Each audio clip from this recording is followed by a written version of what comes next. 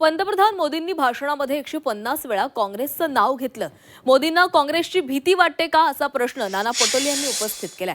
देशाच्या जनतेचा पंतप्रधानांवर विश्वास नाही, देशाचे पंतप्रधान वारंवार खोटं बोलतात असा हल्लाबोल नाना पटोले यांनी केलेला आहे.